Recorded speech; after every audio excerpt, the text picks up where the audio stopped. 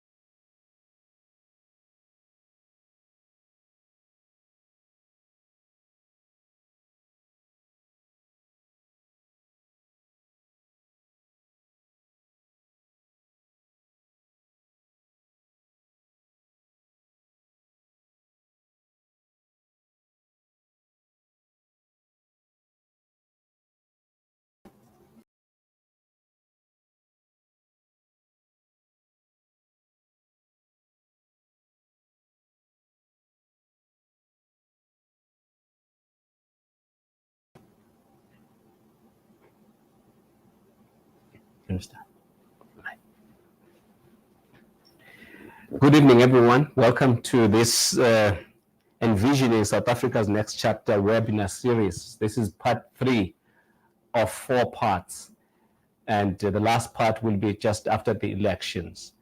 And so I'd like to welcome you here. My name is Patrick Kulati. I'm the CEO of GGA, Good Governance Africa, with a vision of an Africa where citizens are empowered, where governments are effective and businesses thrive, and poverty is addressed and eradicated.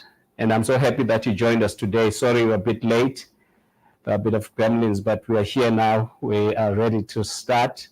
And I'm so happy that you could join us, those of you who are online now and those of you who will be watching this a bit later. We're really appreciative of your time. And I'd like to encourage you to submit your comments. We heard your cry about the comments. We are going to definitely be reading your comments as much as possible so that we can take into consideration your views as well.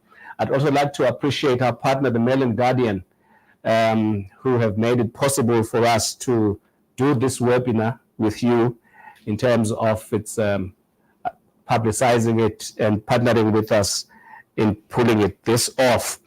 As I said earlier on, this is the third of 4 webinars that we are embarking upon right up until after the elections of the 29th of May 2004, which is next week, am I right? So we're just around the corner, and then we'll have the last one when we will basically just wrap up and review and reflect on the elections that would have taken place. Now, for this webinar, I've got a group of high-powered and young,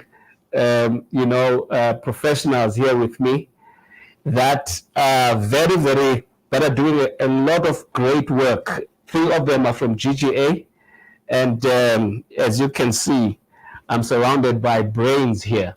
And we are joined by another brain as well. I'm going to give you a bit more detail about them just now.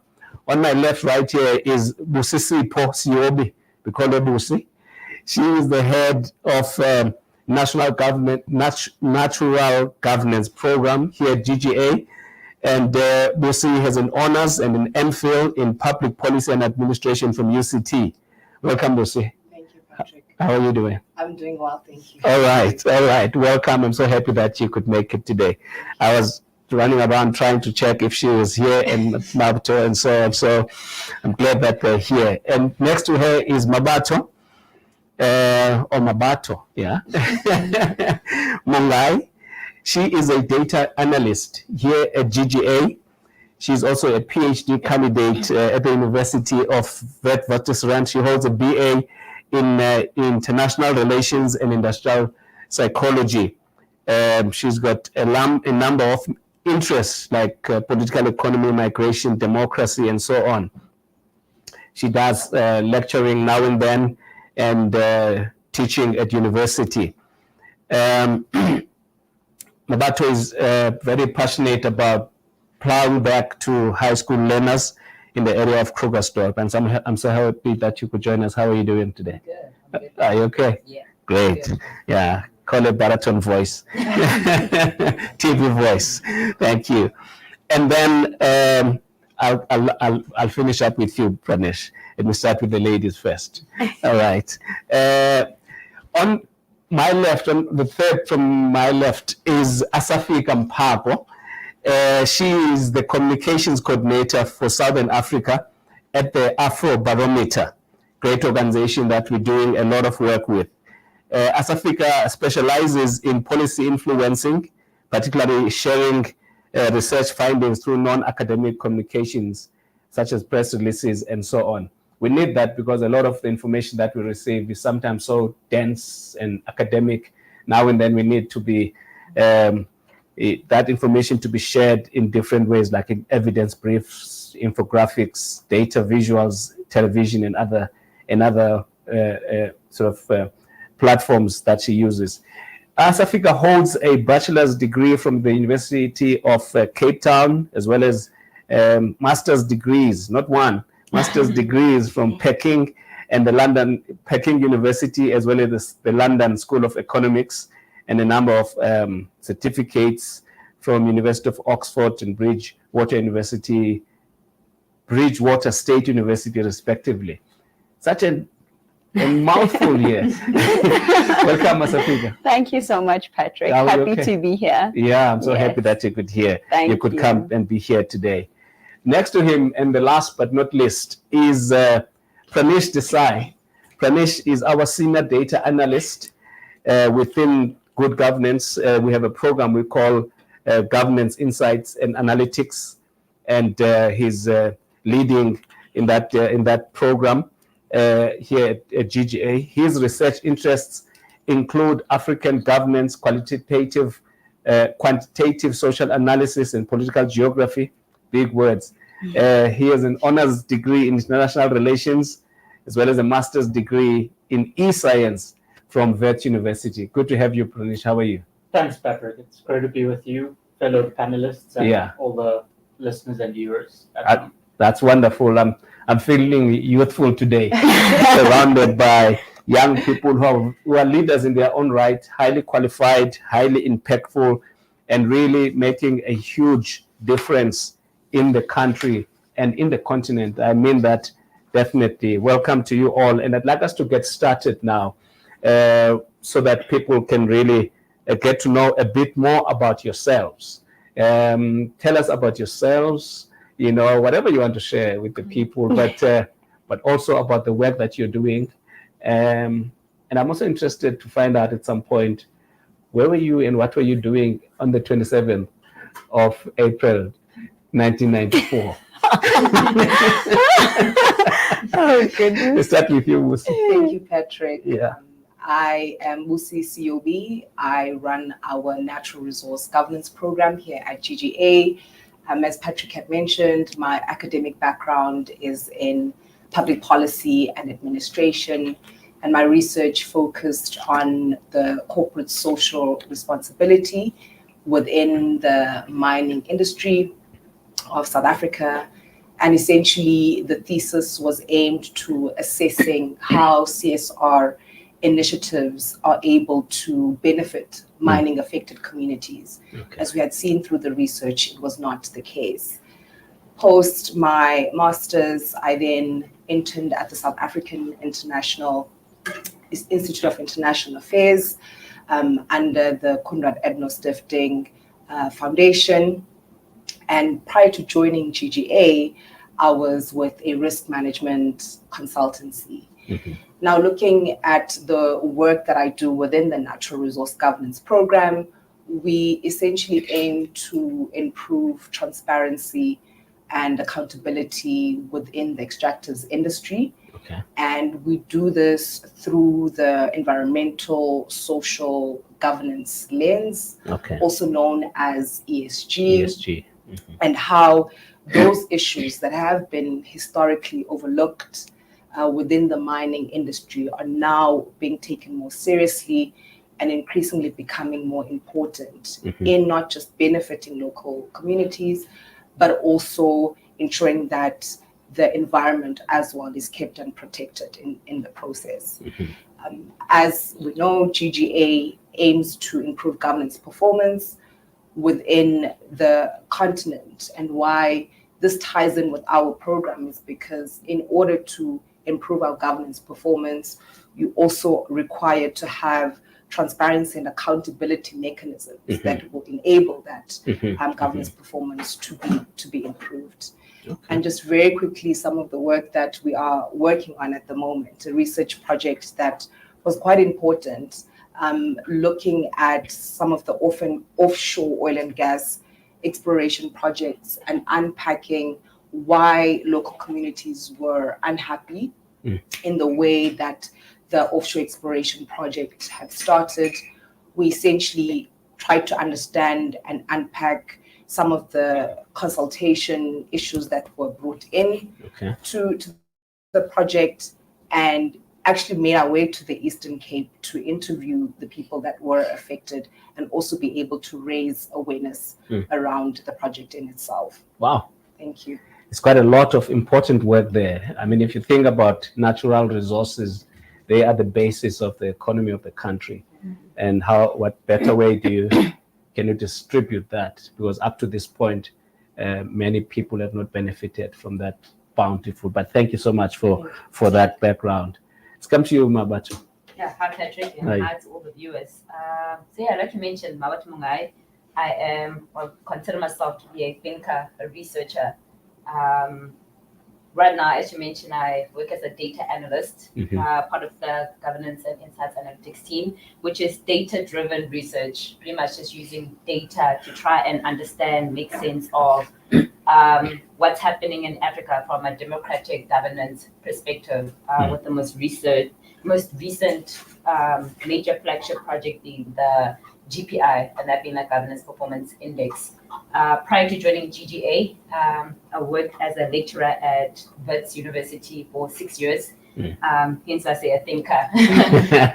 I won't say I take pride, but I enjoy, or I'm intrigued by how society works, be it from an individual level, continental, macro level, just trying to better understand how society works, specifically from a democratic perspective, from a governance perspective, and yeah, what has worked, what can history tell us about the present, what can the present tell us about the future. That's where my thinking kind of orientates itself. And I would say, yeah, that's me in a nutshell. Okay, wow. Thank you so much, Mmabatho, for that brief background there. There's a lot as well that you do. By the way, we're writing an article with Mmabatho. I'm looking forward to learning more about that for the next couple of weeks. Let's come to you, Asafika. Tell us about yourself. Thank you, Patrick. And hello to everyone at home. As has been said, my name is Asafika Mpaka, born in Mthatha in the Eastern Cape. Was raised there and then later moved to Kokstad to complete high school. And afterwards, I moved on to UCT, as you mentioned, and then later decided that I wanted to spread my wings and study abroad. And so I then went on to study in China and in the UK. Right now, I work for Afrobarometer as the communications coordinator for Southern Africa. So Afrobarometer is a pan-African non-partisan survey research organization that provides reliable data on African experiences and evaluations of democracy, governance, and quality of life. The organization has been in existence since 1999, so for 25 years this year. And we have conducted surveys in up to 42 countries across the continent to date. So we're really leading the charge to bridge the continent's data gap. And our goal is simple, and that is to make citizen voice a key pillar of policy and decision-making on the continent. My role in particular is multifaceted, but I primarily take responsibility for managing a portfolio of countries in Southern Africa in matters relating to the effective communication and dissemination of survey findings, turning complex data, as you said, into accessible, clear, and compelling insights to inform policymaking. So it's really a broad area of responsibility that incorporates multiple things, including research, multi-country partner engagement, content marketing, brand positioning, digital communications, and media relations. Sure. There's a lot in there. There is. There's a lot in there. Quite a lot. But thank you so much for that. Thank you, Patrick. Pranish, tell us a bit about yourself. So I'll start with your question about where I was on 27 April 94. Yes, please. I was not in existence. My parents hadn't even met either. Wow. And yeah, so I came about 2.5 years Later. after that. They didn't answer that question. We can circle back. And Mmabatho gave a good indication of the sort of work we do in our program. Yeah. In the context specifically of where we are as South Africa right now and as a continent as well, some of the most interesting questions relate to what Busi, Mmabatho, and Asafika have already raised, which is how do citizens hold governments accountable for what they are meant to do? And in turn, how can governments better deliver on what they are meant to do? That's really a core focus of what we're trying to do at GGA. But it's also, a core focus of what we'll be looking to do in the future. One of the things that I'm sure we will talk about is the idea that citizens, including ourselves, I'm sure, should be more involved in the governance process. Yes. Not only on election day on May 29 or whenever various people vote in what is being called around the world the year of elections, but also what do you do after that? I think that's been a real animating force, not only in terms of what I'm trying to concentrate in terms of my work and in the program's work, but also more broadly, it's a more fundamental question that I think any citizen should be asking of themselves consistently. Okay. Viewers at home, I think you can hear that we really have a very highly qualified and a very influential and insightful panel here. And I'd like us to now move a bit deeper into this subject that we're going to be talking about today, which is really about South Africa's youth envisioning a post-election future. That's what we're doing today from a youth perspective. All right. We talked about 1994. What comes to your mind? What does 1994 mean to you? If you want, you can answer the question I'd asked as well. Let's start with you, Mmabatho. 1994. We're going to have a conversation. People can chip in, I was a couple of months old.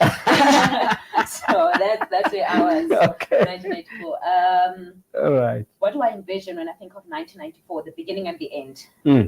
Beginning and the end. Yes. That's interesting. And I think the beginning, what comes to mind is a white paper, no reference point on what should be done, but only hope of what should be done. Yeah, long and short, that's what comes to mind when I think of 1994. Okay. I enjoy that, Mmabatho. Yeah. I do. 1994, April. I was also a couple of months.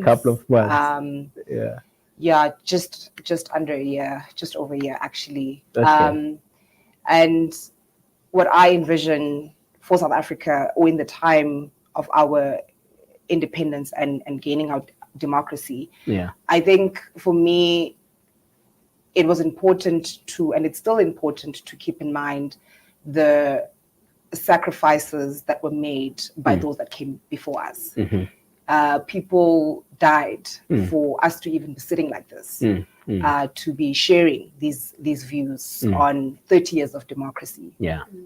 And it also meant opportunities in the form of just accessing basic services and services around our health, our education, the quality education we've all been offered here as a result of our history and the sacrifices that were made. And then just lastly, I think 1994 symbolizes, similar to what Mmabatho says, the beginning and the end, to be able to not just envision what social equity means, but also to actually realize it, at least in our lifetime as the youth. Okay. Asafika, any thoughts from your side? And you can chip in as well. Let's go. Wow. That question really forces us to reflect. That's the idea. Big question. On the 27th of April, 1994, I was exactly 4 days old. So I had no idea what was going on. Wow.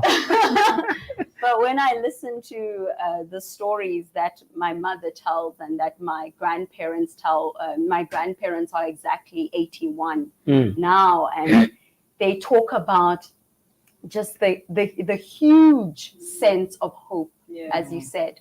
Just a feeling, a euphoria in the air, an energy that really, as they say, it was, you had to be there. You had to be there to know what that feeling was like. And I imagine that it must have been something really phenomenal, really phenomenal, given the tough history that South Africa had to contend with. And even just months leading up to that election, there was a whole lot of violence going on in the country. And so it was really a momentous occasion, I imagine.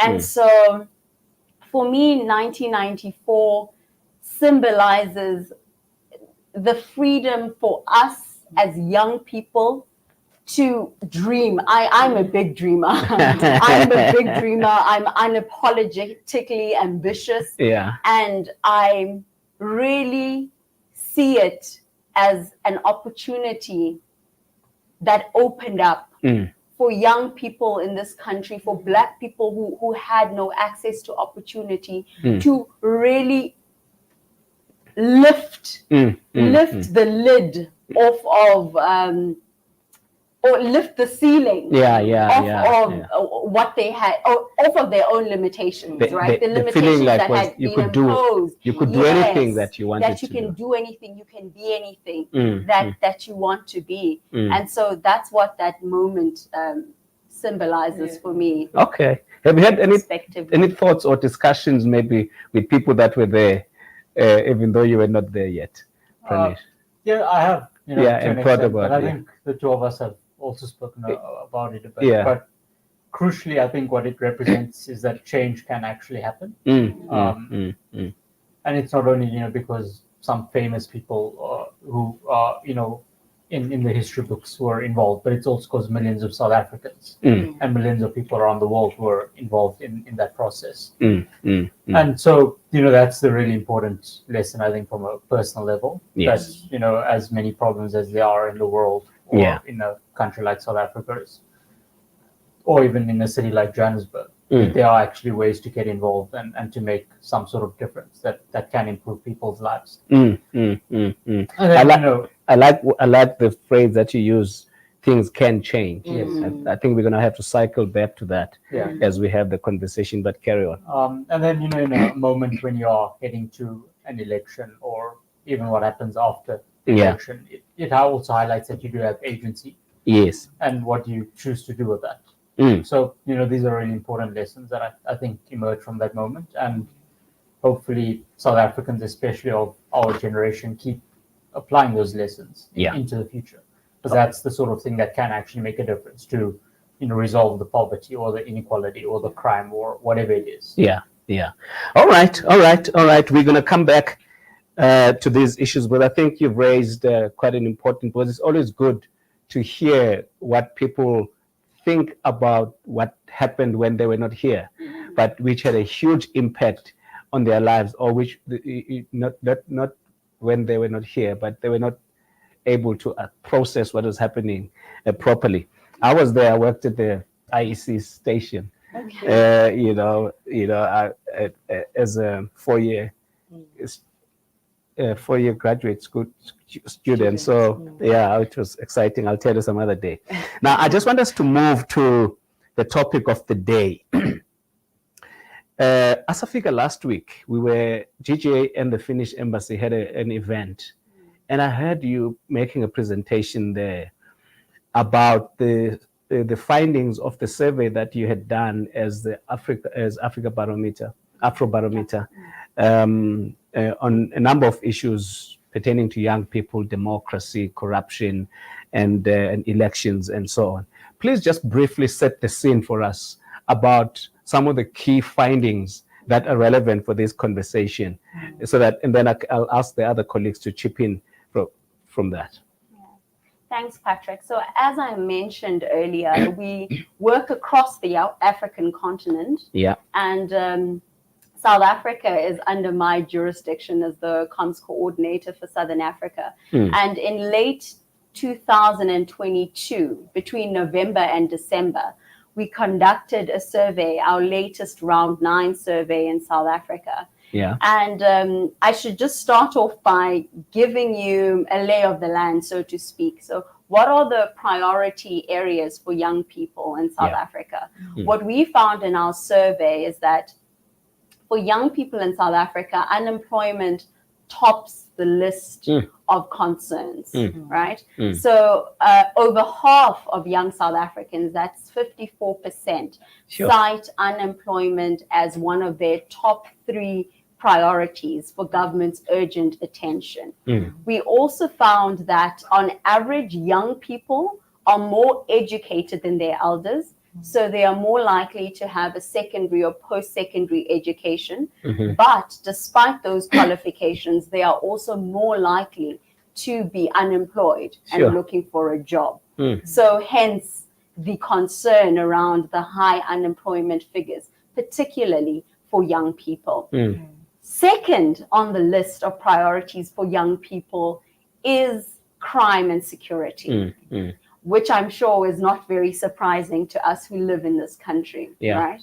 Third on the list is electricity. And I should note that in our last survey in 2021, electricity did not feature in the top 5 of most important problems at all. So it just shot up. It just shot up, exactly, to occupy 3rd place now in our latest survey in 2022. In 4th place, we have corruption.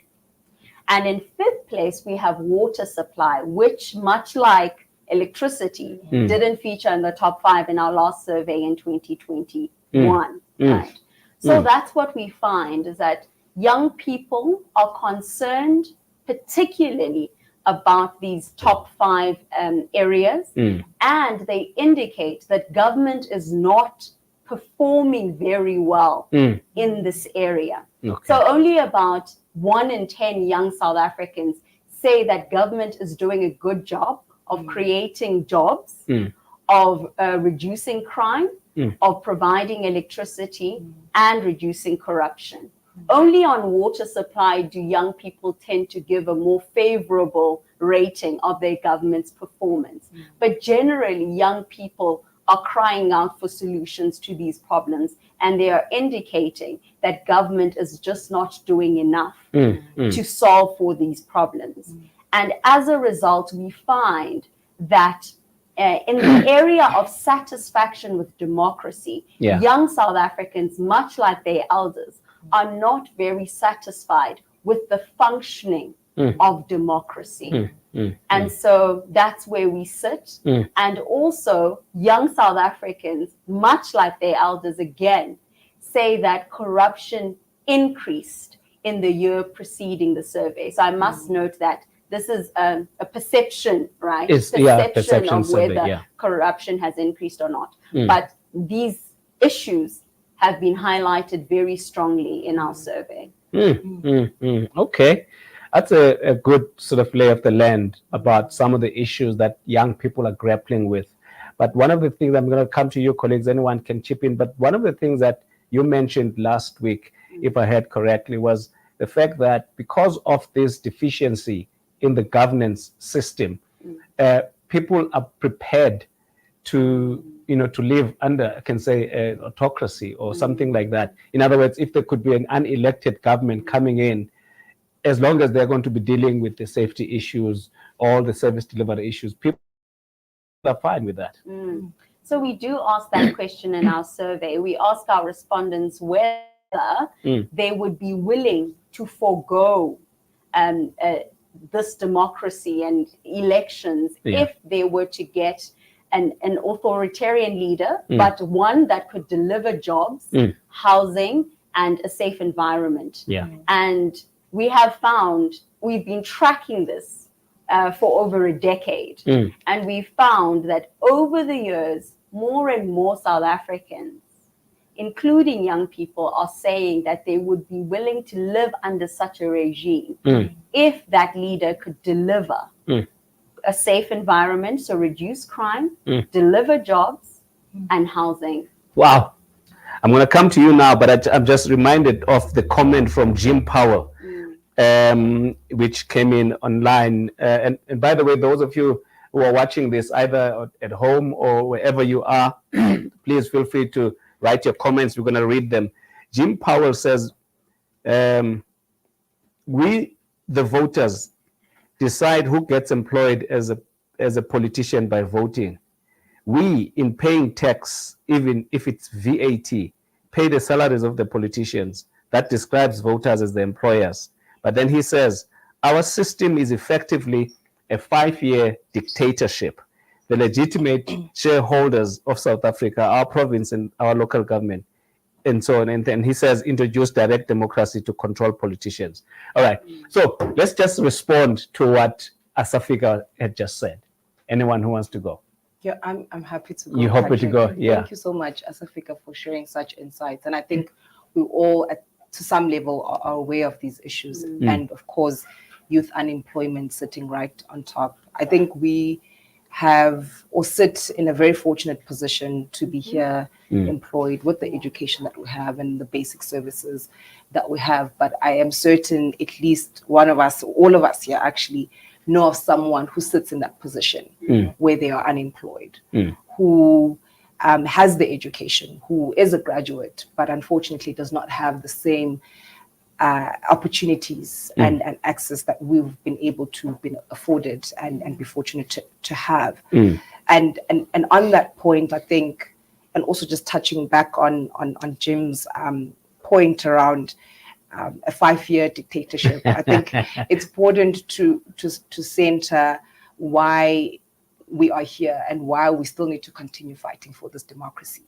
Upon your reflections on the youth now saying, give me an authoritarian leadership as long as these, services and rights are given. So with that in mind, I think it's important then to, in us protecting and fighting for this democracy, is also to, through the electoral system and process, make sure that our governments are held accountable, and make sure that what the youth is concerned about is prioritized, and as Asafika said, is on top of their agenda list and priorities that need to be realized.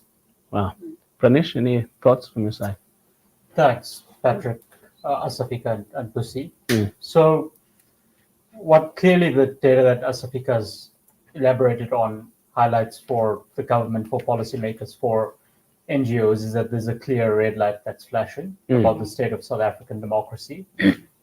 It's especially concerning that young people are thinking at the very least that they might consider alternatives because, young people are ultimately the future on which a system needs to be built. Yeah. They are the future majority, whether it's in politics or in the economy or whatever it is. And if they're unhappy with the present system, then that's a clear sign that not necessarily the system needs to change, but it does need to address their problems much more. One of the really useful things to, elaborate on why Afrobarometer is really a valuable tool is that it also allows you to put South Africa in greater context relative to its peers. So on the dissatisfaction with democracy, I think that in about 2011, 2012, when Afrobarometer asked that question, there were around 60% of South Africans in the survey who said they were satisfied. In their most recent published Round 9 survey, which I think tracked data in 2022, it was 25%. The only countries which have had a bigger drop in that period are Botswana and Mauritius, I think. Okay. And that's a clear warning sign that not only is it in absolute terms a real warning sign for the South African government and people who can have influence on this. But it's also a warning sign in the context of doing it much faster than the rest of the continent in this dropping. And so perhaps your response needs to be faster, more quick than it is elsewhere in the continent. In terms of Jim's comments and what Busi said, the present South African electoral system does allow for directly accountable ward councils at the local level. But we don't have that sort of system at the provincial and the national level. And there is potential scope to introduce these changes in the next parliamentary cycle. And so what I would really encourage citizens to be involved there is that when there are things like parliamentary debates or parliamentary open hearings about this sort of topic, make your voice heard in those forums. They already exist. You already have constituency MPs in some way. You might not elect them, but those offices do exist and they are legally mandated to listen to people's voices. Are legally mandated to appear in those forums. And so, citizens can use these mechanisms that already exist to lobby for these greater accountability mechanisms. And that might be, certainly in a personal sense, I think it is one thing that might resuscitate South Africans' confidence in their democracy. Great points there, Mmabatho. So several things come to mind. First, I think that it's important to make a distinction between the rejection of a political system versus the rejection of government. So almost to say, okay, in interrogating dissatisfaction, are South Africans dissatisfied with how the government is performing or lack thereof, or is it democracy that they are rejecting? And in trying to, and in making a distinction between the two, the question then becomes, how exactly do citizens understand democracy? I'm going to go back to what I mentioned about what I think about when I think of 1994. And I mentioned like a blank page. And on that blank page in a South African context was democracy, and this new dawn will be accompanied by economic well-being, socioeconomic well-being. And as such, the presence of socioeconomic well-being is therefore became synonymous with the presence of democracy. The absence of it then became anonymous to, if it's not there, it means that democracy is not working. So that also kind of forces us to interrogate our understanding and maybe more specifically, our relationship with democracy, which is like a whole nother conversation. But I think that with points that the different points that were mentioned in terms of the key issues that the youth has highlighted, I would arguably and maybe dare to say that I'm pretty sure, okay, right now it has increased over the years. But 10 years ago, the youth or the group that was classified as the youth 10 years ago, I'm pretty sure unemployment was still a key issue. Perhaps not water, electricity, but what that means is that over time and over the decades, we have not actually thought of long-term sustainable and creative solutions to some of these challenges. So to say that 10 years from now, when we no longer classified as, the youth and the next youth comes in, will they still identify the same issues as pressing now? Talking about that, as we'd heard, these webinars that we're having, sort of their genesis comes from scenarios that we did in 2002. Even then, 2002, the issue of jobless growth was a big issue under Thabo Mbeki. So what you're saying is correct, that this has been an issue. At that time, the economy was growing, but for a few people, but the rest was not. But now, I just want to talk about the issue, given the fact that we have this background that you've just painted now. What is your assessment of youth activism? Because when we talk about youth activism, citizens' engagement and things like that, particularly by the young people, people often talk about 1976 and 1986 and so on. Today, what is your assessment of youth activism in South Africa? Is it there? Is it happening? Are the young people apathetic? I'll go for it.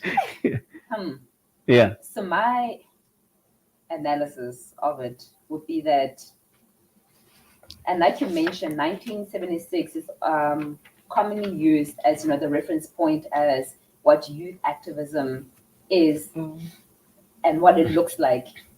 And because of the protests and the marches and everything like that. The vigor and just this willingness to kind of die to self for a greater cause.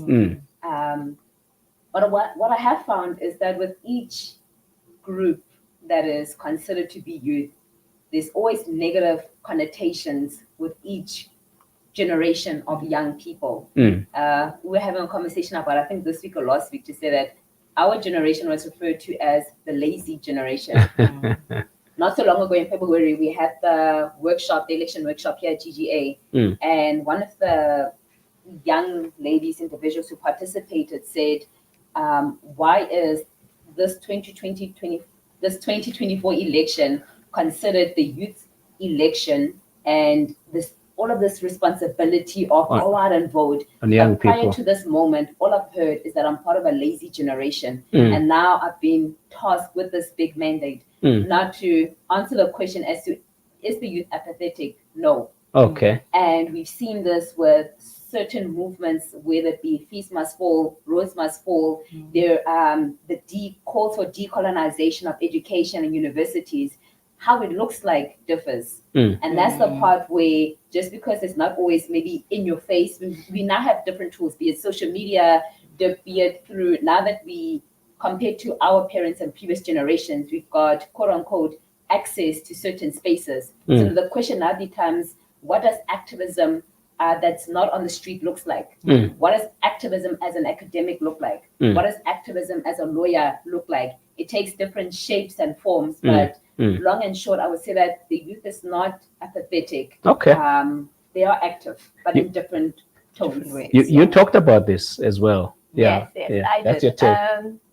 Yes, I do believe, as Mmabatho, that the youth are not apathetic. I think that it's a very simplistic argument. Okay. And dare I say lazy?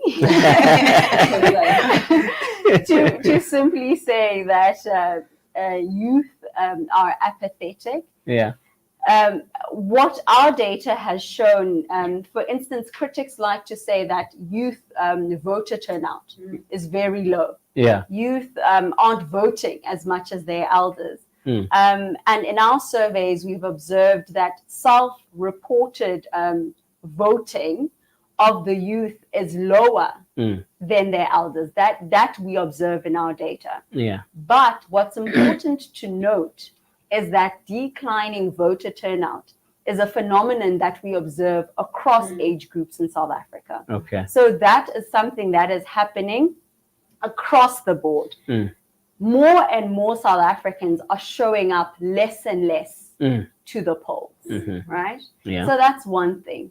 The other thing to note is that young people are engaging in non-electoral forms of participation at similar rates to their elders.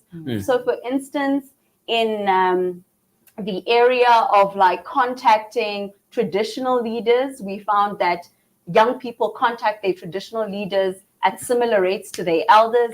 They contact political party officials at similar rates to their elders, and they also participate in demonstrations or protest marches at similar rates to their elders. So youth are engaging in non-electoral forms of participation as much as their elders. So to just simply write us off as being apathetic or non-participative is simply lazy or simplistic in my view. And as Mmabatho has noted, there are new forms of engagement that young people are picking up. And we've seen how young people have used social media as a tool for activism and awareness raising. And that has been an important form of engagement. And also we need to think about whether youth participation depends on whether youth believe that they will be heard. Because in our survey, we also ask about the efficacy of elections, whether respondents think that elections actually produce the kind of results that they want. So do elections ensure that voters' views are represented in parliament? And most South Africans, which includes the youth demographic, don't believe that elections work well to ensure that their views are heard at the highest level. And so perhaps youth are turning to forms of engagement that elevate their voices. Okay. I think we've answered this question. Maybe you may share some thoughts, but maybe let me just sort of transition a little bit to you as I give over to you, Busi, to say you guys are doing great work here at GGA and Afrobarometer. You're doing great work. In other words, it's also a form of activism. What you're doing on good governance, on writing, on engaging, and so on. Tell us a bit more about how that makes you feel as a contributor. What do you feel like you're contributing towards, or are you feeling like the work that you're doing is contributing towards making a bigger change?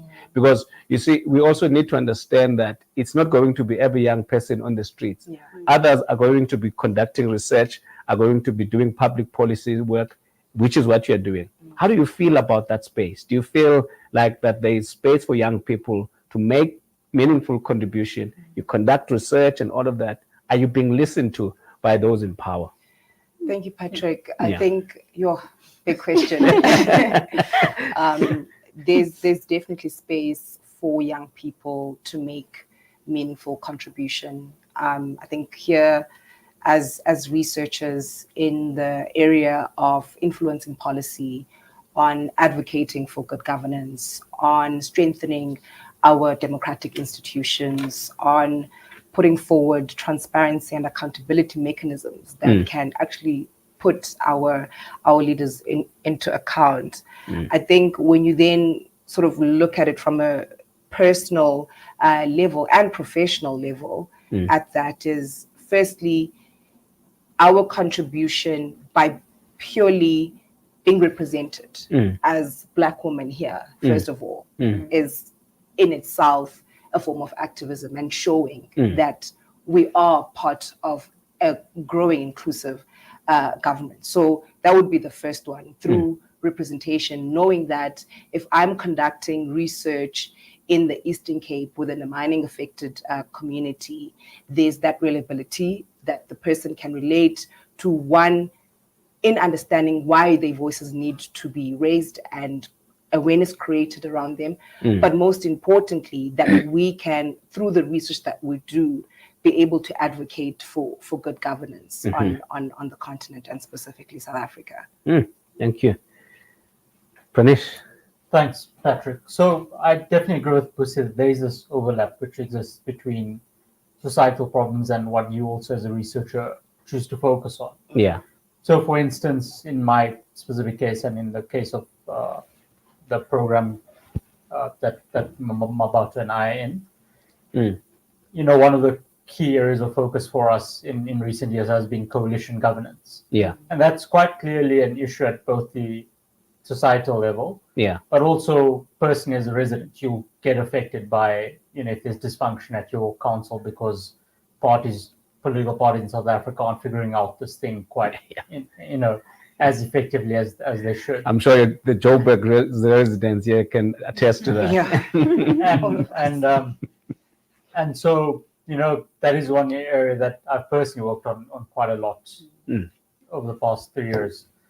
But it is also interesting to see the way in which I have worked on it. So, for example, I've given many media interviews and engaged with policymakers on it, but I haven't actually spoken to my ward councillor about the issue. And, you know, that also highlights that there are these other mechanisms in which maybe you could play more of a role in influencing things more directly. Yeah. Because ultimately, the ward councillor is directly accountable to me in one way. Yeah. And, you know, despite having spoken about coalitions a lot in other spaces, and hopefully that will make some impact among the many voices that I am a part of there. You know, are there other ways in which you can, on a personal level, try to, you know, lobby for greater change? Because those mechanisms exist in a way that they didn't 30 years ago. Yeah. Not only because South Africa is now a democracy that's non-racial, whereas previously it was not. Yeah. But also through things like social media, all these various different avenues of getting in contact with people. Yeah. And it's important for, you know, citizens to continue to use that, but especially young citizens, whatever they decide about the system they want, it is important that they keep, you know, holding these people accountable, because, you know, one day they might find themselves in these decision-making positions, and hopefully they then expect the same thing of young people then, that they'd hold them accountable. And, you know, that's the sort of cycle we want to see develop in Africa and in South Africa as well. That's great. I mean, it's been amazing to see the role of social media in holding people that do bad things to account. You know, how people, and you find your name just trending and in companies, and so it's been amazing. But Pranish, just before I move, I want to just speak for a few seconds on the work that your team and Mmabatho's team are doing on the GPI. Just tell people about the GPI. Why is it important? What is it? And what does it tell us about? What is its contribution to young people, for example, or its potential? Yeah. Sure. So the GPI, or the Governance Performance Index, is an evaluation of the state of local governance in South Africa. Yeah. So basically, our team looks at a range of indicators, you know, spanning various areas, whether it's administration or service delivery or whatever it is. Yeah. Using publicly available data to assess the state of all of South Africa's 257 municipalities. Yes. What can young people do with that sort of information? Well, one, in a similar way to the way in which Afrobarometer data puts things in greater context. Yeah. What this does is it puts your municipality in greater context. Okay. Every municipality has areas to improve on. But what are some of the key ones which your specific municipality can get more involved in improving? Okay. So that's one of the key things that GPI does. What it also aims to do is, and we've been engaging a bit with national and provincial governments on this, is identifying areas where intervention might be most needed. So in this respect, it could be intervention in the context of financial administration in one municipality is really bad. And that's not a problem just because corruption is a problem in and of itself. Yeah. Corruption also means that there's less money to actually spend on important areas, like ensuring that households in a certain part of the Eastern Cape that was historically really deprived might have more access to these sorts of goods and services that many people in cities are taking for granted. Yeah. How do you ensure that the quality of your water is adequate enough that you can actually drink it? These are the sorts of things that without killing you. Yeah, has a practical impact on people's lives. Yeah. So that's some of the work we're trying to do there. We're also trying to expand that initiative in at least some way across the region more broadly, so that citizens across Southern Africa can start finding out more about how their areas relate to the rest of the continent and the region, but also how they can get more involved in that process. All right. And hold those officials accountable. I appreciate that, because I think people can benefit a lot from reading our latest governance performance index on our website, which is www.gga.org.za. Yeah. So please go out there and engage with us on that. You were talking about corruption, and there's someone here, I don't know whether it's Kwelani, but they say that young South Africans, much like their elders, I think it's quoting from what you're saying, are dissatisfied with the current state of democracy and pervasive corruption. And then this is the question. As youth, how can we actively contribute to addressing and reducing corruption? Additionally, what practical steps can we take to improve service delivery in our communities? How can we make a difference after making our mark on the ballot box? That's the first one. I just want you to leave it hanging in the air so that you can absorb it, and then because I'm gonna come to you when Asafika for the answer to that, and then Kwelani says, considering the limited resources and structural issues in the country, the challenges highlighted require full participation by external stakeholders. We need leaders with good understanding of social cohesion. I think this is a comment. Also, you may feel free to comment. There's also a comment from one of our previous guests, Bafedile Bopape. She says, what ways can we use to hold the political leadership accountable? All right, I'll start with you and then open it up to all of you guys. Any one of these questions, just go for it. I think we can all agree that corruption is a significant problem in this country at all levels of governance. Yeah. And it's important for young and old to hold their leaders accountable. And so there are many ways in which you can do that. One is coming up next week, an opportunity for us to go to the polls and vote for a party that best represents our interests and the South Africa that we want to see.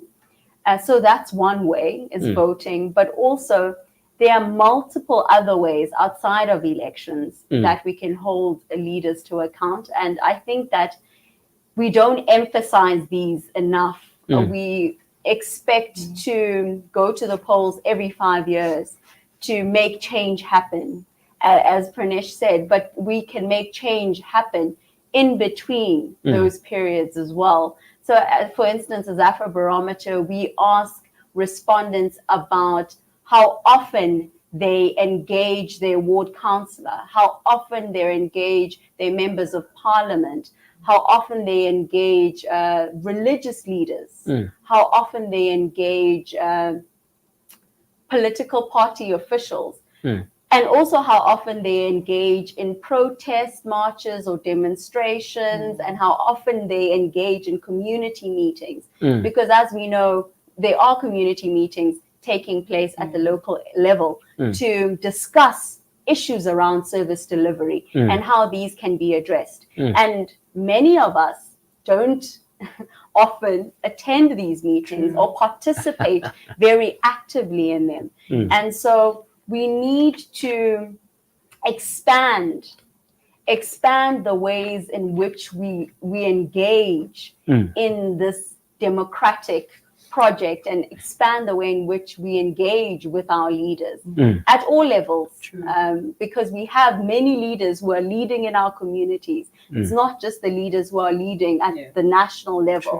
We have to hold people accountable at all levels, because corruption is happening all across the board. Mmabatho? Yeah, I was actually two thoughts right out of my mouth, because I was going to say we need to reimagine what public participation engagement actually means and looks like. And like Asafika pointed out, democracy happens in between the 5 years. The day of the election is literally, how I picture it, is turning a new page. But the real work happens in between the democratic process. And because sometimes the task at hand seems so grand and seems so overwhelming, you can kind of think, what does my contribution actually mean? Almost like voting. If I don't vote, it won't make us significant, but you're part of one that makes up 1 million, and that million makes up a huge number. So I would say, to maximize on existing platforms, South Africa, like many other African countries, comes from a political and social fabric whereby, we like to use the word Ubuntu. Communication was the way to go. When you go to townships, everybody's roaming around. The next door neighbor knows the next door neighbor knows the next door neighbor. Everybody knows each other. So from that platform and avenue, and as such, we have not maximized on this this fabric, this cultural fabric of communication. So, and as such, we now see this huge gap between citizens and the government, whereby you see maybe around the election cycle, political leaders are more present and so forth. There's a study by Salga, 2015 study, that shows that citizens who have had some form of contact with a local councillor or ward leader are either less likely to actually engage in violent protests, or are more likely to feel satisfied because they've had some form of communication. Right now, there are various town hall meetings that are taking place. That should not stop when elections are done. How do we keep that momentum going? And beyond hearing what the people are saying, actually thinking about what the prescribed challenges, recommendations, how can it be put into effect? How can we, quote unquote, Pranish, you're going to probably give me a look at this, but decentralized participation and access to our political leaders. How can we make sure, like in the USA, they've got this 100 days of measuring, how the president is doing. Even from the provincial level, 100 days to measure, or 60 days, or 6 months to measure performance. And if they're not performing, how can we make sure that they are held to account, that there's some form of, consequence management? I feel like that would also make citizens feel like they are heard. But I echo what Asafika said in terms of engaging in local meetings, and as an individual, taking agency and asking yourself, what am I doing to contribute towards this democratic process? I'm going to give you now, I do want us just to spend a bit more time on this issue of the question that was asked was, what, as youth, how can we actively contribute to addressing and reducing corruption?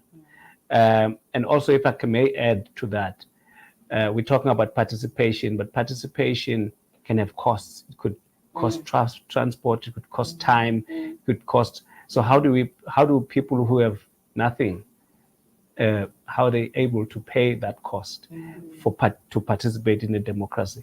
Maybe it's a question that I believe. Did you want to say something? Did I see your hand up? So in response to this question, I think that firstly you need to understand how deep the scale of the problem is. So, for example, the last time that it was announced how many municipalities are currently under investigation for corruption, I think it was around 123 out of 257. Sure. So nearly half. Sure. So that That's tells you bad. that it's really widespread problem just at the local level, let alone provincial or national, or a lot of private sector corruption, which does exist. Once you know the scale of the problem, then you move towards how do we identify different forms of corruption. Yeah.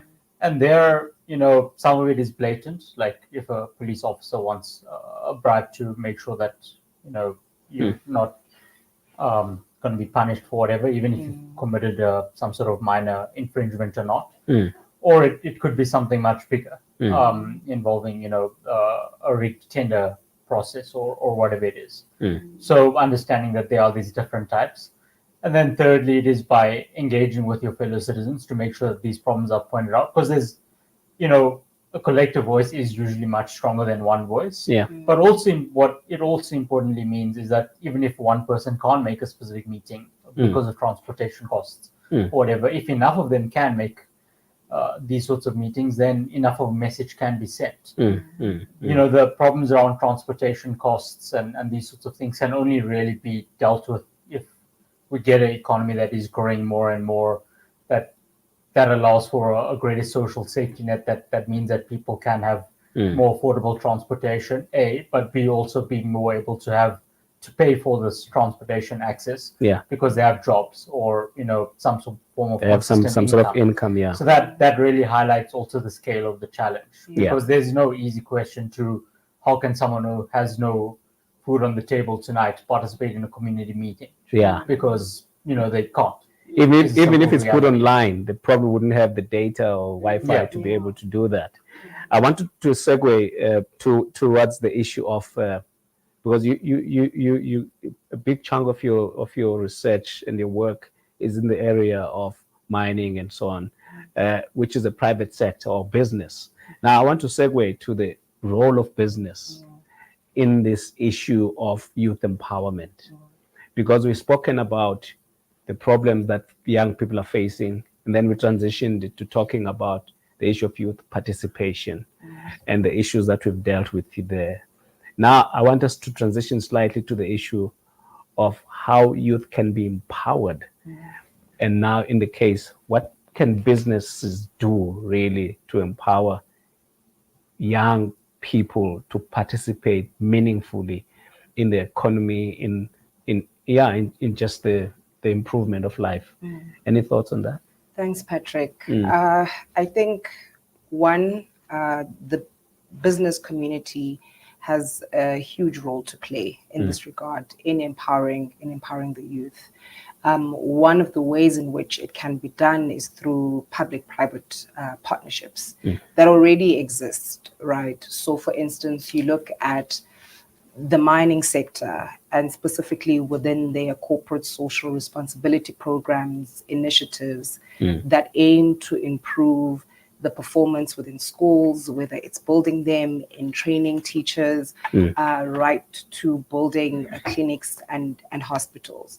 So being able to, as a business operating in whatever environment and context, seeing yourself as a development partner, because the youth that is within that community is the one that you will likely depend on in some way or another to be part of that workforce. So being able to strengthen the existing PPPs, which will then inevitably assist in empowering the youth. And I think usually in the mining space specifically, you'll find that the focus primarily is within looking for STEM graduates, and people within the social sciences are left out. And I think one of the ways in which with the mining industry now and how they can also promote youth empowerment in that space is being involved within civil society organizations that are able and are dedicated to push and promote youth empowerment. So I think public-private partnerships is one of the ways in which big businesses can continue to invest in the youth and make sure that they are empowered in the process. Okay, thank you. Public partnerships. Any other idea?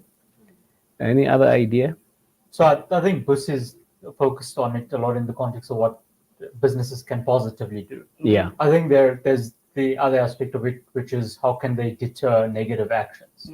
So private corruption is a big thing in South Africa and globally, and generally businesses are, and understandably so, relatively conservative about how they call out other aspects of private corruption. Yeah. But it is important, if they recognize that corruption is a societal problem, that they do get involved in that calling out process. Because that's how you deter other private actors from being involved in corruption. And, preventing that from seeping into the public sector as well. Yeah. Because, it can be something as simple as a rigged contract, or it can be something more pernicious like, buying off cabinet posts or whatever it is. They need to call it out when it happens and when they're aware that it happens. Whether through a whistleblowing process or something more public. Yeah. Because that's the way in which you actually can cause a deterrence effect. And ultimately, the important thing is that even if it might hurt you slightly in the short term, over the long term, if that corruption is exposed, that will have an even bigger impact on your reputation if you weren't a part of addressing that problem. Because they'll, the public or consumers or whoever your target market is will pick up on that, and they might turn away from you as a result. Sure.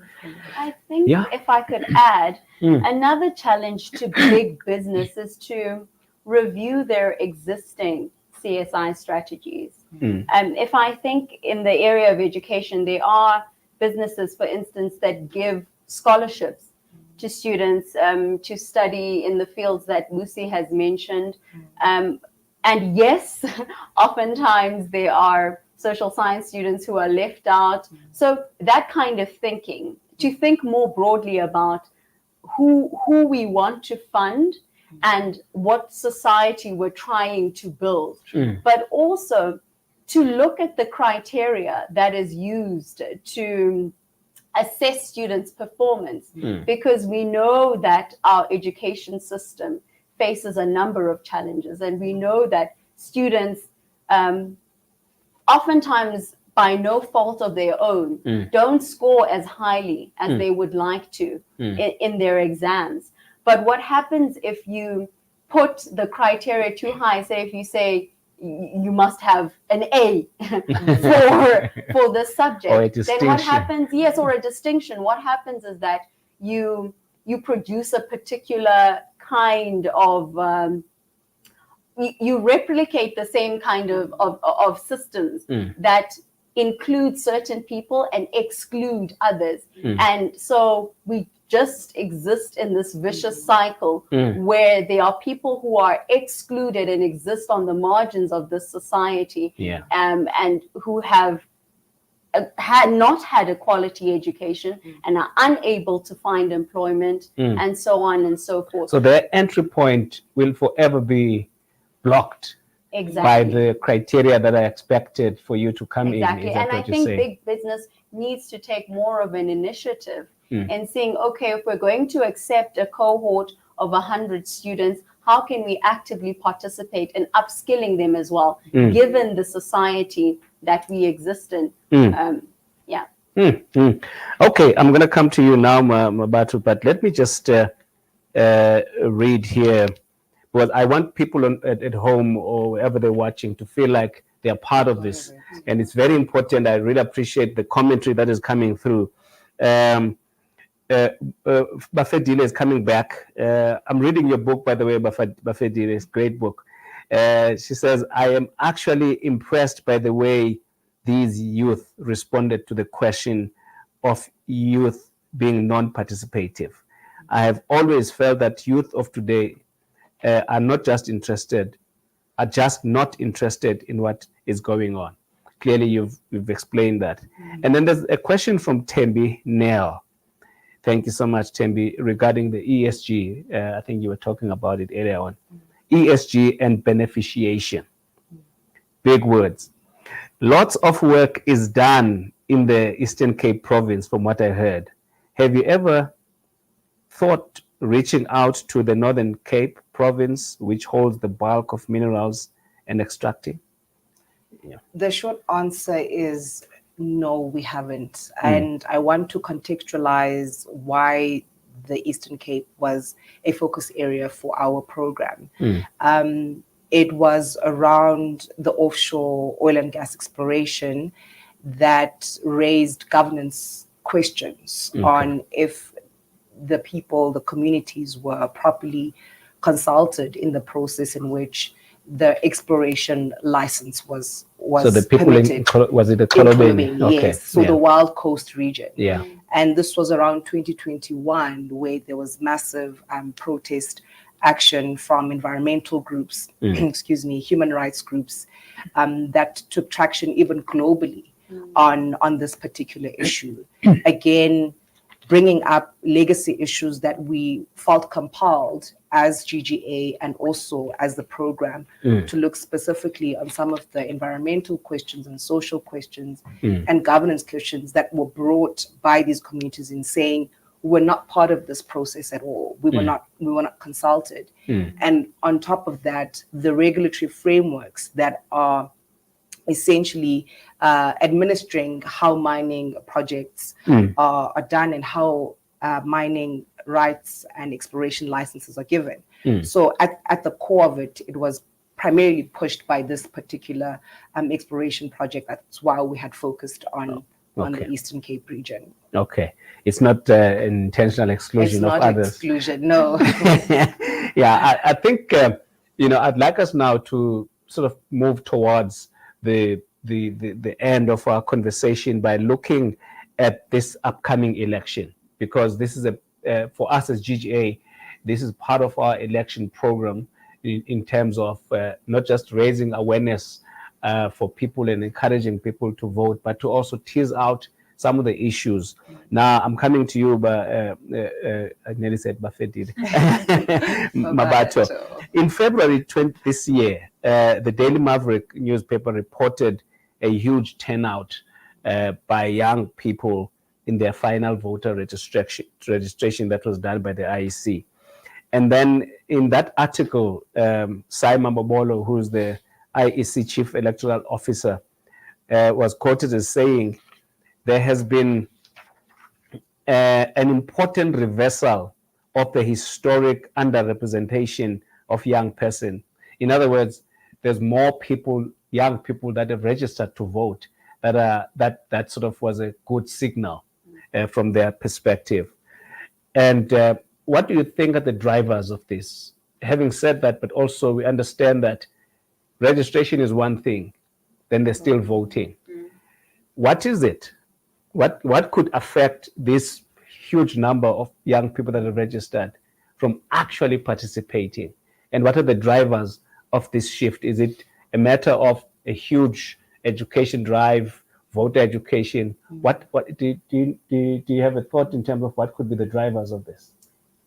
Okay, so for the first part of the question, in terms of what is the driver for the huge voter registration, I think that there is a sense of urgency and recognition that some form of change is needed. And as I'm saying this, what also comes to mind is that I think it's easy to, how can I say, I think if you're part of a particular age group, you have experienced different waves of this democratic process. You've got different reference points of this democratic process. If you're someone who is 25 or your first time voting, 20, 25, whatever age group that you may be in, but part of the youth group, you don't have as many reference points around elections. You don't have, a lot of context as to this is how things was. All you know is what things were. So sometimes what we tend to find with the youth, and in now trying to answer your question, is that perhaps you can hear what of the sacrifices that happened, and then sometimes there's this mistake of assuming that the youth don't know the struggle because everything is kind of given, without failing to recognize that perhaps the struggle looks different. The struggle that the youth is faced with now, perhaps to the older generation, it appears this is privileged problems that you are faced with. Exactly. But still challenges that the present youth. So to answer your question, I think that the large registration turnout is stems from a recognition that something needs to give, that some form of change. There's the urgency. Precisely. Now, to answer the latter part in terms of will this translate into actual voter turnout, I think one of the determining factors will be one, I won't say feeling confident, because I think most South Africans, I saw a stat that said about 32% of South Africans don't know who they're going to vote for. Now that 32% is the one that we like trying to urge to go out and Well, vote. they've made the commitment to vote, Yes. but they just don't know who to vote for. Who to vote for. And I think that will be one of the key determining factors, feeling like, okay, I have a sense or know who I actually want to vote for. Second is the ability and willingness to imagine, as Pranish mentioned a bit earlier on, change. That is being able to imagine South Africa post the current context that we are seeing. I think that imagination and ability to dare to imagine will also influence the voter turnout, particularly among the youth. Part of that imagination, Pranish, I want to come to you now because both of you are working on this area. Part of that imagination, and in fact, it may even happen according to a lot of pundits, is the issue of possible coalition government that might arise. What is the potential of that in terms of taking the country to the next level? Having had these coalitions at the lower levels, but not necessarily at the national level. We had the first democratic government. It was the coalition between the ANC and the National Party. But then, I now want to talk about these upcoming elections. What, in your view, is going to happen? Or what do you think the implications are going to be? So, thanks, Patrick. So, firstly, I want to talk about why we are seeing coalitions. Yeah. And in essence, it's because they're meant to be forming in South Africa because of how our system is set up. So South Africa's system is set up on the basis of a principle called proportionality. Yeah. What that basically means is that if you get roughly 5% of the vote in an election, then you'd expect to get roughly 5% of the seats in parliament or in a municipal council or whatever. Yeah. And the reason we have this system is the negotiated transition into democracy. And it was thought that this principle of proportionality would give the most diverse voices a chance of gaining representation in parliament. Yeah. So it's quite an important principle, and we have it. And the thing is, in proportionality systems across the world, one of the things that is more common is coalition governments. Yeah. So what's happened in South Africa is historically, because the ANC's dominated politics at the national, provincial, and local elections, we've had fewer and fewer coalitions than we'd expect to see in a proportional system normally. What's different now is that clearly the ANC, whatever happens now, is in decline in some way or the other. And so we need to get used to coalitions more and more. Now, whether that happens at the national level in next week, we don't know yet. What I will say is that almost certainly Gauteng and KwaZulu-Natal will have some sort of coalitions because, of the way the patterns of voting that we have seen in these areas over the last 10 years or so, it strongly suggests that we will see that. Yeah. And if you have Gauteng and KZN under coalitions, that means 44 to 46% of the country is under coalition already, which means you have to deal with it as a governance issue. Already at the local government level, I think there are around 80 councils, so 1/3 of the councils that are coalition governed. So South Africans just need to start getting more and more used to it. Are we ready for it at the provincial and national level? I think that clearly political parties and citizens are both struggling to deal with this new reality. Yeah. I have confidence that they'll get used to it over time, but there will be teething problems. There always is. One of the very important things, and one thing that I will be talking quite a lot about, and GGA will be talking quite a lot about over the next 3 weeks, is that coalition agreements must be made formal and they must be made public. Yeah. So it will help give voters a much better idea of what's happening if political parties work to formalize coalition arrangements as opposed to having a very impromptu, spontaneous sort of system. Things are just done in the dark. Yeah. Because then voters don't know what's actually going on. Yeah. And, they need to be made publicly available, as much as political parties might hate the idea of it. Because that gives voters an idea of who to hold accountable if issues start coming up. One of the problems at the local level has been that we've had very few formal coalition arrangements and very few public ones. So how can we encourage greater behavior amongst political parties? Well, as citizens, it means not keeping quiet after election day. It means saying that we understand that you have to deal with this coalitions thing. We have to deal with it as a country. How can you make yourselves accountable to us beyond election day as well? Because if the governance failures in 2027, what can't then happen is opposition parties or whoever's governing the country or province will say, oh no, we'll wait until 2029 to see what the voters say then. Both citizens and politicians in a democracy need to engage with each other beyond election days. And South Africa as a whole needs to move away a bit from that mentality, as Asafika and Mmabatho and Busi have already indicated. Come in. I want you to be thinking about, because I want us to wrap up with the education part. I'll come to you now, but I want you to describe to the people the voting modalities that are going. There's going to be 3 voting ballots. I just want people to understand that. Yes, go ahead. Thanks, Patrick. I just wanted to touch briefly on something we've been working on as Afrobarometer. So between April and May, we ran a telephonic panel survey. So it's a pre-election survey, but it will also be holding a post-election survey. And we've used a sample of 1,800 South Africans, and we asked them questions around country direction. So in which way do you think the country is going? Is it going the right way? Is it going the wrong way? We've also asked questions around satisfaction with democracy. And we've also asked questions around which party you're likely to vote for. Just to go back to Mmabatho's earlier point, and just to give a sneak peek, because we'll be releasing these results officially tomorrow. Oh, okay. Just to give a sneak peek. You're appetizing. Yes. We have observed in our data that there's a substantial number of South Africans who indicate that they still do not know. Well, at the time that the survey was concluded on the 13th of May, they did not know which party they would vote for.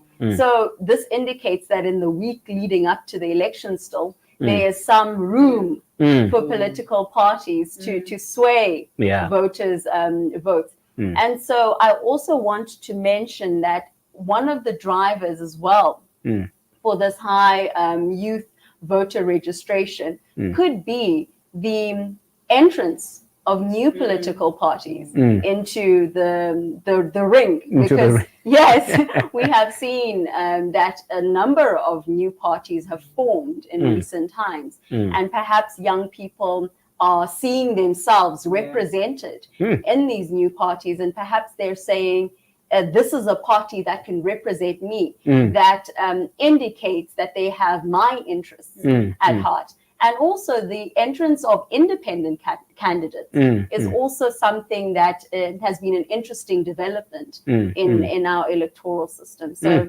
it's going to be an interesting it's exciting also. It's exciting also. But talking about the because I've had people on the phone, friends, even family members, saying, I'm not sure who to vote for. But I think there's a paper that I recently read or something with this European professor who studies the brains of the people as they go to the voting booth. That many people, not just here, go there without really fully formed views about who they vote. But he has a way of mapping out people's minds and then when they get there, and then on that ballot box, talking about the ballot box, just talk to us about these 3 ballot boxes that we're going to see, because it's something new in our voting system. Sure.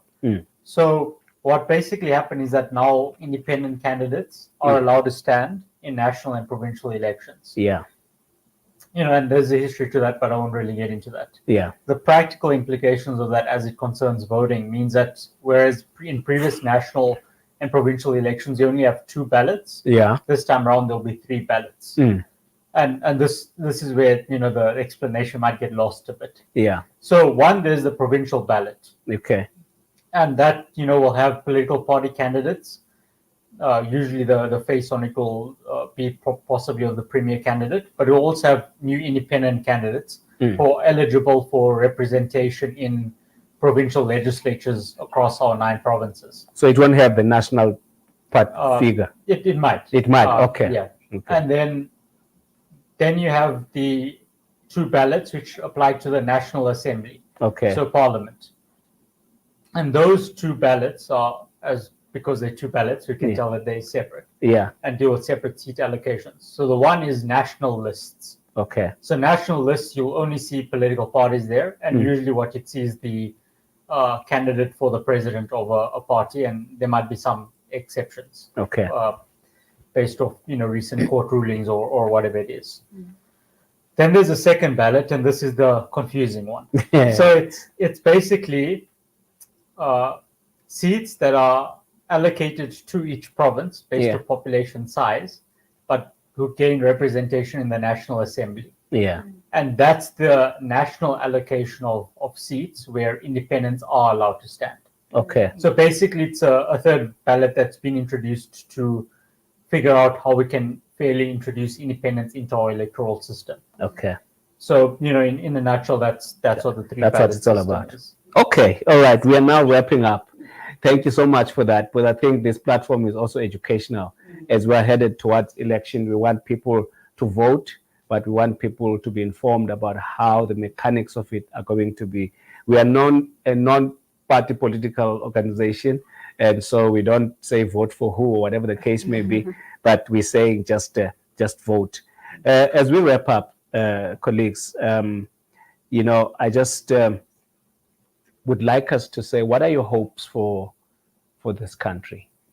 What are your hopes for South Africa? What do you think has to change so that young people who are feeling as hopeless as they are around issues of, joblessness, issues of electricity, issues of water, issues that, Asafika was talking about and that we've talked about. What do you think needs to happen for our country to be improved? Few points. Let's start with you. Thank you, Patrick. Yeah. I think I'm going to share Pranish's sentiment that one, change is possible.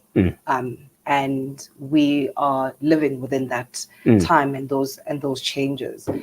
I think it's also going to be important to, as South Africans and specifically as the youth, to be involved in these processes, in the electoral system, in how we keep our political leaders into account. Like Asafika had mentioned, the different ways in which we can do it, not just our political leaders, but our traditional leaders, our community leaders. Right through. It's going to be very important because you will be informed and empowered in that way. I think what I also see for South Africa and what is important to center is strengthening our transparency and accountability mechanisms to, one, protect this democracy and what was fought for during the apartheid regime, but most importantly, to realize social equity within this lifetime of ours. All right. I'm coming to you now with these closing remarks, but I do want just to read what Putela Mieni said, as well as Sku. It says, do some parents find it awkward to discuss race relations with their children born post-apartheid, such that it creates a detached approach within the youth, although formally acknowledged? I don't know how you understand that, but see for what it's worth. Just maybe if you want to make a comment to Putela, he's asking about the issue of discussions around race relations in the country, and then school. I suspect that this is our school. I don't know, but school says, powerful, highly pitched interventions from South Africa's youth. You are the hope Africa needs. And then she comes back again. She says, What do you think the land question means for the diversity of South Africa's youth? What would you say are the issues at stake? That's a big issue on its own, school, as we wrap up. But my colleagues are here, and maybe you might want just to, in your closing, just making your remarks, what do you think has to happen in the future of South Africa? This land question is to be part of that tapestry of the future. It has not yet been resolved to the satisfaction of everyone. Perhaps it's another issue that we may have to have a webinar around. Let's come to you. Okay. I try to touch base on the first question, yes. wrapping up one. The third one, we'll come back to that, school. It needs 2 hours of its own. Yeah. But on the first one, I'll speak as a Black person with that experience, I know. Yeah. And this is also based off of conversations that I've had with friends and other Black people. Growing up, race is not actually something that was discussed. If you attended a multiracial school, chances are you had white friends, because it's not something. Funny enough, it's only last year that for the first time, and my grandma's like 75 this year, that she spoke about her experience under the apartheid regime, because it's something that she's never ever spoken about. And back then, my grandfather was quite politically active, and their house was one of the watchdogs and raided often. But that is also very telling of untold scars that many generations, especially our grandparents, carry, and our parents being subjected to the parenting that came from that untouched wound. So that's just to answer the first question. My hopes for South Africa, and this is the optimist in me, I'm extremely hopeful for South Africa. Yes. Because it's very easy to view South Africa in silo. It's easy to assume that the things that are happening in South Africa are only happening in South Africa. But when you think about the fact that we are only 30 years old, we've just entered into proper adulthood right now. And we're still crawling babies. But when you compare what we have accomplished, even in terms of the democratic process right now, how I like to sometimes view it is that we're seeing the ooze and pus of 400 years of colonization, 45 years of apartheid, that cannot be undone in 30 years. But the amount of work and progress that we have done from a governance perspective, from a democratic perspective, not to say that to shy away from the work that needs to be done, but we should indeed pat ourselves on the back for the strides that we have done. Where we are at now, we are saying that it is not enough. We don't want to use things as reference points, but create new reference points for generations to come. We are sitting off of the labor of previous generations. Now our task, and when I talk about right now, I'm going to be inclusive and say, when I speak about now's generation, I mean everyone who's present, living now. Our new task is those who come after us, what can we say we did to make their lives easier? And I think that is like the tension and the tussle that we have now. There's an increased intolerance to the political bad behavior. And now it's a matter of what are we going to do about it? How are we going to do about this? But that will and that irritation is a good sign, and it's an indication that South Africans are not apathetic, but really want change. Sounds to me as if the idea of people siloed by race or this is gone. We have a country and a future that we need to start working together to improve things. Wrap up from your side. I don't know, we want to respond to this, but there's the bigger question that I asked, which is, what are your dreams and hopes for this country? I think I'll respond to that. Okay. Pranish was right earlier when he said that one of Afrobarometer's strengths is the fact that we can compare ourselves to other countries on the continent, right? And when we compare ourselves in the area of democracy, citizens want for democracy. It has declined over the years.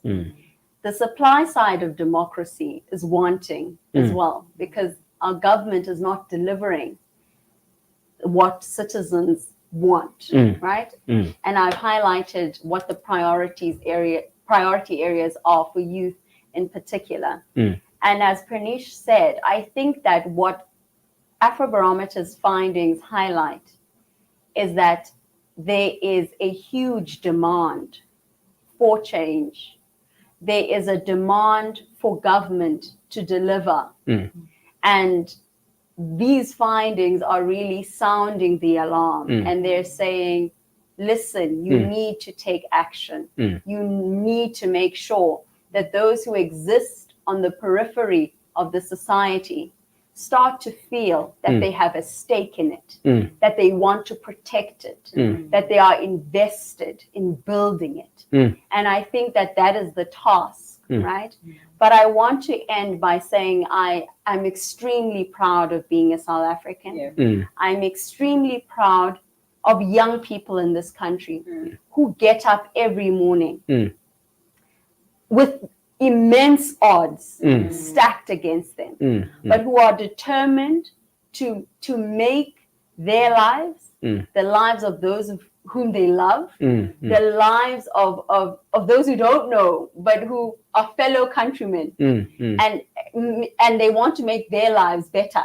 All of those people that I've mentioned. So I think that my last message is just a word of encouragement to young people in this country to understand that the arc of history is long, and that we're going to need to put in the work. 30 years seems like a long time, but as you rightly said, it's not really a long time. In the bigger scheme of things, exactly. And so we need to understand that we are active agents and active participants in building this country, and we need to continue to do that work, because I do believe that young people in this country are doing the work in all corners, at all levels. So I'm really proud, and I encourage young people to continue to do the good work. Thank you so much for that. Asafika, let's come to you, Pranish, in your closing remarks. Thanks, Patrick, and thanks to everyone for watching and for everyone for participating. Yes.